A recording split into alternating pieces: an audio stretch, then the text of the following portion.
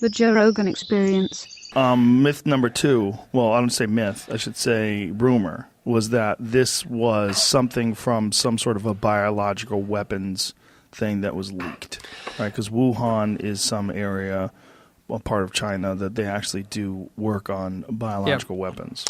And we've heard that loud and clear. And let me just give a little bit background more of my career. Back in the early 1990s, I got very involved in the whole area of biodefense and bioterrorism, biowarfare.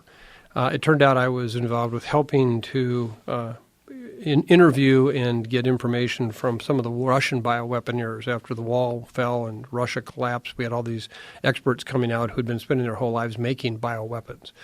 And it became very clear to me this was really a serious challenge. And as part of my work, I spent a lot of time in this area, and I actually, through a series of serendipitous events, became a personal advisor to His Majesty King Hussein of Jordan before he died on this topic. I got really into it.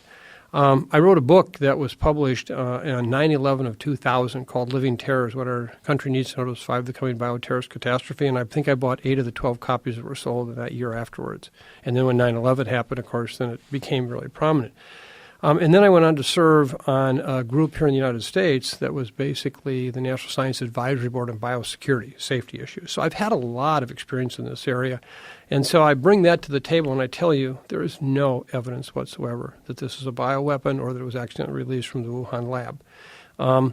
Today, with the genetics we have on these viruses and how we can do testing, we can almost date them, almost like carbon testing. So radiocarbon, you want to know how old a block is or something like that. This thing clearly jumped from an animal species probably the 3rd week of November to humans. And pangolins, these scaly anteater-like animals, are a very good source because we have coronaviruses just like those in these animals.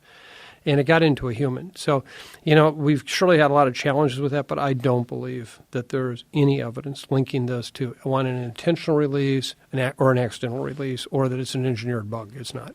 My friend Duncan and I did a show back in 2012-ish, somewhere around there, with Sci-Fi, where we went to the CDC in Galveston, and we talked to them about that very thing. And they said the real concern is just actual diseases. It's not man-made diseases.